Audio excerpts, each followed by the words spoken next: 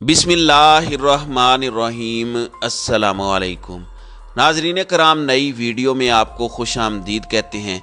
एक जानिब तो अगले 3 दिन इमरान खान की गिरफ्तारी किसी भी वक्त मुतवक्के है, तो वहीं दूसरी जानिब तमाम स्टेक होल्डर्स इस वक्त डट चुके हैं कि चाहे आइन और कानून की धज्जियाँ उड़ा दी जाएं, लेकिन न सिर्फ आइन और कानून की खिलाफ वर्जी करनी है, इंतखाबात नहीं कराने, बल्कि इमरान खान को ख़त्म करने के लिए सियासी तौर पर हर मुमकिन हद तक जाना है। लेकिन इस मुल्क के अंदर सुप्रीम कोर्ट ऑफ पाकिस्तान ने रंदा फेरा है। 90 दिन में इंतखाबात और तबादलों के मामले पर न सिर्फ सुप्रीम कोर्ट ऑफ पाकिस्तान ने इम्पोर्टेड टोले और उनके सहूलतकारों को एक सरप्राइज़ दिया है, बल्कि अगर ये कहा जाए कि सुप्रीम कोर्ट से पाकिस्तान तहरीक इंसाफ के लिए ताज़ा हवा का पहला झोंका आया है और लोहा गर्म देखते हुए सदर मुमलिकत डॉक्टर आरिफ अलवी ने भी कार्रवाई डाल दी है और अब फरार बहुत मुश्किल होने जा रहा है। जबकि इलेक्शन कमीशन के हवाले से भी मेरे पास कुछ एक्सक्लूसिव डिटेल्स हैं कि वो इस वक्त क्या करने जा रहे हैं। इलेक्शन कमीशन इस वक्त अपने मौक़िफ़ का दिफा किस तरह से करेगा, इस हवाले से भी तफसीलात आपके सामने रखनी है। पहले मैं आपको ये बता दूं कि आपको पता है कि परवेज़ इलाही की सुप्रीम कोर्ट ऑफ पाकिस्तान के एक जस्टिस के साथ ऑडियोज़ और 3 ऑडियोज़ पर मबनी एक सीरीज़ जो है वो सामने लाई गई है और इसके बाद अब बाज़ाब्ता तौर पर वफाकी वज़ीर परवेज़ इलाही की मुबैना ऑडियोज़ पर चीफ जस्टिस से तहकीकात का मुतालबा भी कर दिया गया है। वफाकी वज़ीर कानून आज़म नज़ीर तारड़ ने मीडिया से गुफ्तगू में कहा कि ऑडियो लीक्स एक संजीदा मामला है, इसका फ्रांसिक होना चाहिए। अगर ये ऑडियोज़ दुरुस्त हैं तो इस पर कानून के मुताबिक कार्रवाई होनी चाहिए। उन्होंने कहा कि इस ऑडियो के मामले पर चीफ जस्टिस से भी बात होनी चाहिए। ये गुफ्तगू गलत होगी, मान लेते हैं।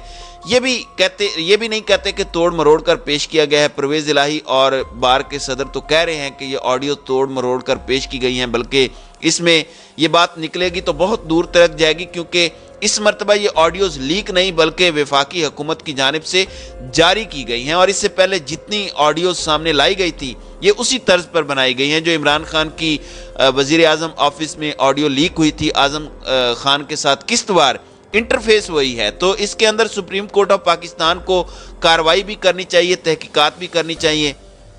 लेकिन जब सुप्रीम कोर्ट सोमोटो लेकर तहकीकात करेगा फिर यह भी पता चलेगा कि ये ऑडियोज़ लीक कौन कर रहा था, कौन अपने आइन और कानून और अपने हलफ की खिलाफ वर्जी कर रहा था। अब यहाँ पर मैं आपको बता दूं कि इलेक्शन कमीशन ने फैसला किया है कि वो लाहौर हाई कोर्ट के साथ सुप्रीम कोर्ट में भी अपने इस मौक़िफ़ का भरपूर दिफा करेगा कि आइन के तहत या कानून के तहत कमीशन को ये मैंडेट हासिल नहीं कि वो आम इंतखाबात की तारीख का ऐलान करे। ज़राए का कहना है कि आज़ाद और शफाफ इंतखाबात कराने के लिए ब्यूरोक्रेसी में रद्दो बदल के इख्तियारात के हवाले से कमीशन के मौक़िफ़ का दिफा करने के अलावा इलेक्शन कमीशन ने जुमेरात को यह भी फैसला किया है कि वो लाहौर हाई कोर्ट में एक सिविल मुतफर्रिक दरख्वास्त दायर करेगा, जिसमें लाहौर हाई कोर्ट के 10 फरवरी 2023 को सुनाए गए फैसले पर अमल दरामद में कमीशन को पेश आने वाली मुश्किलात में रहनुमाई तलब की जाएगी। इसके अलावा कमीशन लाहौर हाई कोर्ट की जानिब से सुनाए गए इस फैसले के खिलाफ एक इंट्रा कोर्ट अपील भी दायर करेगा, जिसके बारे में माहिरीन कानून की राय है कि कमीशन इस बात पर गौर करने में नाकाम रहा है कि आइनी शिकें जिन्हें इलेक्शन एक्ट के साथ मिलाकर पढ़ा जाए इलेक्शन कमीशन को इंतखाबात की तारीख के ऐलान की जिम्मेदारी नहीं देती। तो ये इलेक्शन डेट्स इलेक्शन कमीशन ने नहीं देनी। इलेक्शन कमीशन को लाहौर हाई कोर्ट ने हिदायत की थी कि पंजाब असम्बली के इंतखाबात की तारीख का ऐलान किया जाए और नोटिफिकेशन जारी करते हुए वजूहात बताई जाएं और गवर्नर से मुशावरत की जाए, क्योंकि वो सूबे के आइनी सरबराह हैं, ताकि इस बात को यकीनी बनाया जा सके कि इंतखाबात आइन में वज़ा करदा मैंडेट के मुताबिक 90 दिन के अंदर ही होंगे। तो अब ये तारीख का ऐलान नहीं करना चाह रहे। इलेक्शन कमीशन को इलेक्शन की तारीख देने की हिदायत जारी करना आइन और इलेक्शन एक्ट के खिलाफ है। अदालत इलेक्शन की तारीख से मुतालिक सिंगल बेंच का फैसला कलअदम करार दे।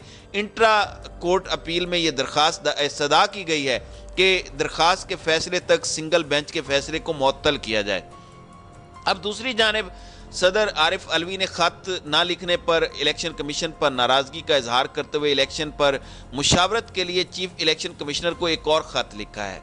सदर मुमलिकत की जानिब से इलेक्शन कमीशन की बेहिसी पर नाराज़गी का इजहार करते हुए कहा गया کہ الیکشن کمیشن نے ابھی تک پہلے خط کا جواب نہیں دیا۔ میں انتظار کر رہا تھا کہ الیکشن کمیشن اپنے آئینی فرائض کا احساس کرے گا اور اس کے مطابق کام کرے گا۔ صدر علوی کا کہنا تھا کہ اہم معاملے پر الیکشن کمیشن کے افسوسناک رویے سے انتہائی مایوسی ہوئی۔ چیف الیکشن کمشنر کو اپنے دفتر میں الیکشن پر مشاورت کے لیے ہنگامی ملاقات کے لیے مدعو کرتا ہوں۔ صدر عارف علوی نے چیف الیکشن کمشنر سکندر سلطان راجہ کو 20 فروری کو ایوان صدر میں سیکشن 57(1) کے تحت انتخابات کے حوالے سے مشاورت کے لیے دعوت دے دی ہے۔ چیف الیکشن کمشنر کو لکھے گئے خط میں کہا گیا ہے کہ آئین کے تحت صدر مملکت عام انتخابات کی تاریخ یا تاریخوں کا اعلان الیکشن کمیشن سے مشاورت کے بعد کریں گے۔ یہ جو ایک ڈمی سی مشاورت یہ کر رہے تھے گورنر سے جو بے نتیجہ ختم ہو رہی تھی، چلے مان لیتے ہیں کہ الیکشن کمیشن کا اس میں اختیار نہیں ہے، یہ الیکشن کمیشن آف پاکستان کا اختیار نہیں ہے کہ وہ الیکشن کی ڈیٹ دے، لیکن صدر مملکت تو دے سکتے ہیں۔ پھر یہ کہاں پر جائیں گے؟ پھر یہ لاہور ہائی کورٹ کے اندر اپنے موقف کا دفاع اور تمام تر وارداتیں ڈالنے کی جو پلاننگ کر رہے ہیں، اس پلاننگ کو کہاں پر لے جائیں گے؟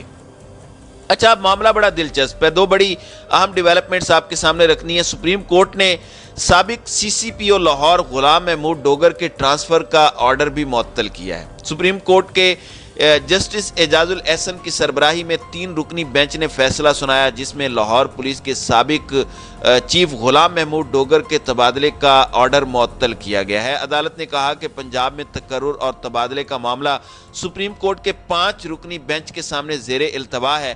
نگران حکومت پنجاب کی جانب سے تقرر و تبادلے کا معاملہ 5 رکنی لارجر بینچ کو بھیج رہے ہیں۔ واضح ہے کہ 5 نومبر کو وفاقی حکومت نے governor house per P T I کارکنان کی جانب سے دھاوا بولنے کے بعد اس وقت کے سی سی پی او لاہور غلام محمود ڈوگر کو معطل کر دیا تھا اور انہیں اسٹیبلشمنٹ ڈویژن رپورٹ کرنے کی ہدایت کی تھی۔ وفاق کی جانب سے معطلی کے باوجود غلام محمود ڈوگر نے عہدے کا چارج نہیں چھوڑا تھا، جبکہ انہوں نے اپنی معطلی لاہور ہائی کورٹ میں بھی چیلنج کی تھی۔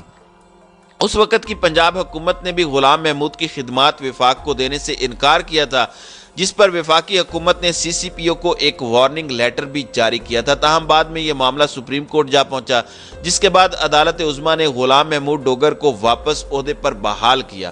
گزشتہ ماہ 23 جنوری کو ایک بار پھر پنجاب میں نگران حکومت کے قیام کے بعد غلام محمود ڈوگر کے تبادلے کا حکم جاری کیا گیا۔ یعنی یہ آدمی اتنا کھٹکتا ہے کہ اس کے لیے وفاقی حکومت اتنی محنت کرتی رہی، اور یہ کیسے ہو سکتا ہے کہ فیڈرل حکومت کی بی ٹیم جو کہ نگران حکومت ہے وہ آتے ساتھ ہی ان کا تبادلہ نہ کرے؟ تو ان کا آتے ساتھ ہی محسن نقوی نے تبادلہ کیا اور وہ تبادلہ اب اوور ٹرن ہو چکا ہے۔ تو آپ اندازہ کر سکتے ہیں کہ یہ چیز بھی کتنی زیادہ اس وقت تکلیف دہ ہوگی اس پورے ٹولے کے لیے۔ اب جو سپریم کورٹ آف پاکستان نے رندہ پھیرا ہے اور سپریم کورٹ آف پاکستان کے اندر جو ریمارکس ہیں وہ بڑے واضح اور کرسٹل کلیئر ہیں، اور میں سمجھتا ہوں کہ آنے والے دنوں کے حوالے سے بڑے حرف آخر ہوں گے۔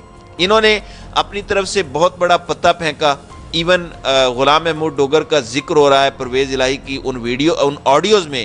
اس کے باوجود سپریم کورٹ آف پاکستان نے پریشرائز ہونے سے انکار کیا ہے۔ اگرچہ مریم نواز ایک بہت بڑی کمپین لیڈ کرنا شروع کر چکے ہیں، ابھی وہ کمپین لانچ ہونی ہے عدلیہ کے خلاف، لیکن اس سب کے اندر بہت کچھ اور بھی ہے۔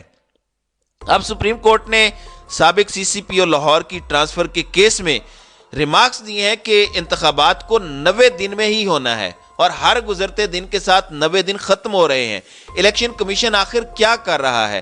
الیکشن کمیشن کا واحد کام الیکشن کرانا ہے، اور وہ اس کے لیے بھی مزید وقت مانگ رہا ہے۔ یاد ہوگا آپ کو کمیشن یہی کمیشن تھا جب قاسم سوری کی رولنگ پر انہوں نے نومبر میں الیکشن کرانے کا کہہ دیا تھا۔ اب سپریم کورٹ میں سابق سی سی پی او لاہور غلام محمود ڈوگر کی ٹرانسفر کے کیس کی سماعت ہوئی، جس دوران عدالت نے چیف الیکشن کمشنر کی طلبی سے متعلق استفسار کیا۔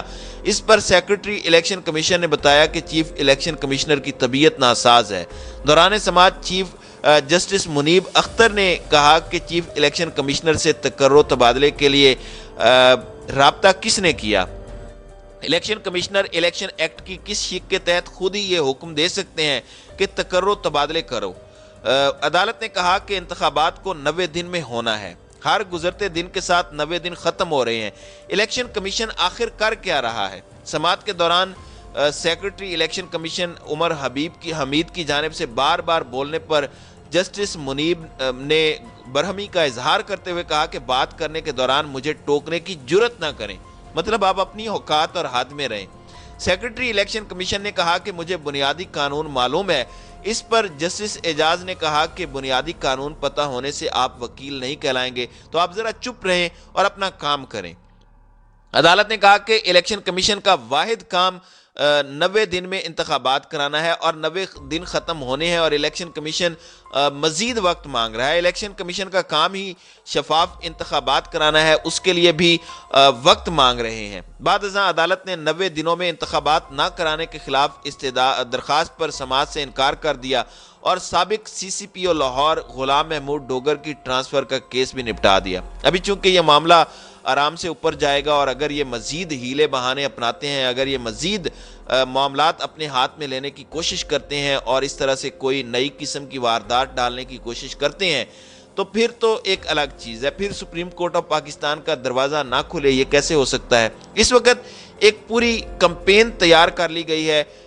वकला की जानिब से भी आइन शिकनी की सूरत में रद्द अमल आएगा, क्योंकि ये तहरीक फिर पाकिस्तान तहरीक इंसाफ की इलेक्शन कराओ मुल्क बचाओ तहरीक नहीं होगी, ये आइन बचाओ तहरीक होगी। और आइन पर अमल दरामद अगर रुकता है तो ना सिर्फ कॉन्स्टिट्यूशनल वायलेशन होगी, बल्कि ये गद्दारी के मुर्तकिब होने जा रहे हैं और आर्टिकल 6 की नंगी तलवार इन तमाम तर लोगों के सरों पर लटकेगी जो इसमें शामिल होंगे। अब देखते हैं कि आइंदा आने वाले दिनों में क्या होता है। तो नाज़रीन कराम, आपकी इस वीडियो के हवाले से क्या राय है? अब अपनी राय का इजहार कमेंट सेक्शन में ज़रूर कीजिएगा।